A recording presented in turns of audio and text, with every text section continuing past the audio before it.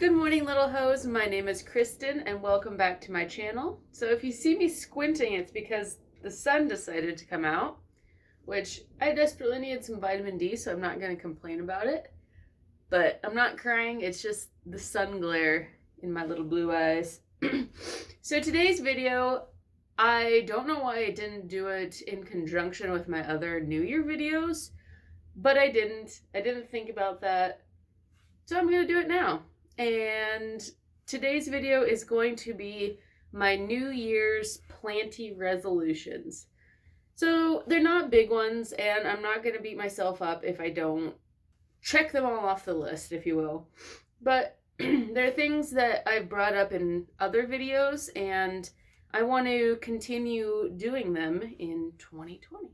The first one is one that I mentioned back when I was kind of going through the beginnings of my plant funk, feeling like a bad parent as far as plants go, feeling like I had kind of gotten into that rut that so many people I think nowadays are in, which is wanting one of everything and just continuously buying one plant after the other and not ever being satisfied.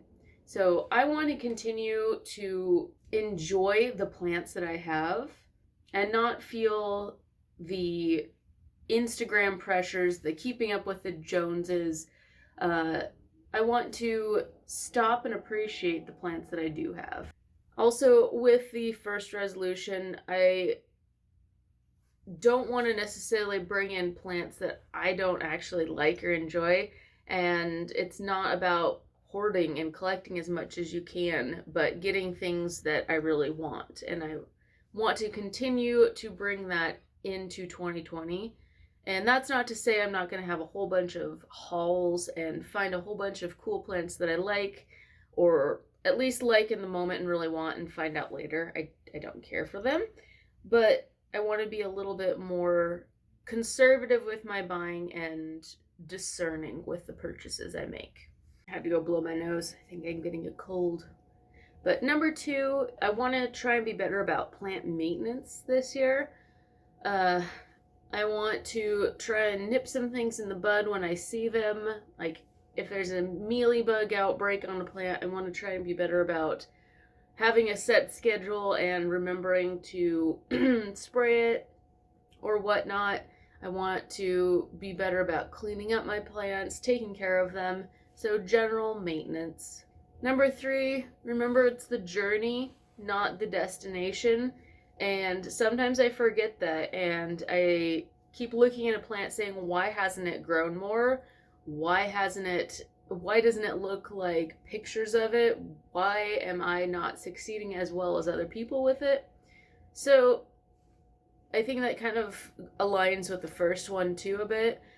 It's not about getting the biggest and best plant. Sure, it would be nice, but I have time to wait and watch them. Why does my hair look so weird? There we go. So I want to try and do better. It's all a learning experience. Number 4 is learn more about the plants that I grow. Probably mentioned it before, but I started getting into plants when I was a teenager, early teens, and back when I had more time for, just looking things up. I didn't have a job or anything, so I would spend a lot of my time researching plants and making notes on plants, talking to people about them, and I really miss that a lot. And there was something fun about just adding to your memory banks about plants and getting to compare with other people. The research aspect of it I really miss a lot. And so I want to try and, devote a little bit more time this year to learning about some of the plants I'm currently growing and some of the new plants that I bring in. So number 5, I want to create the YouTube content for myself. And the reason I say this is I use this as a creative outlet. And yes, my job does entail plants, talking about plants to customers and the like. But this, I find, is a hugely creative outlet for me, and it makes me feel good being able to share my knowledge and definitely make some plant friends along the way that I can, have conversations with and learn from them as well. So I definitely want to continue making content that I find interesting and I would enjoy watching if this were someone else's channel. I feel like my channel definitely has had that, but sometimes I'll make a video just because I feel like I have to make a weekly video to get content out there. But I don't want to do that necessarily if I am not feeling it that week. I want to be fully engaged and interested in what I'm talking about and producing. So if I don't have a weekly video, it's because I just don't feel like it that week, and I hope that's understandable. Number 6 is one I kind of just added on last night, a little bit willy-nilly, and I'm not sure it really makes sense with the resolutions so much as it's just something I want to try, and that's sort of alternative bug controls.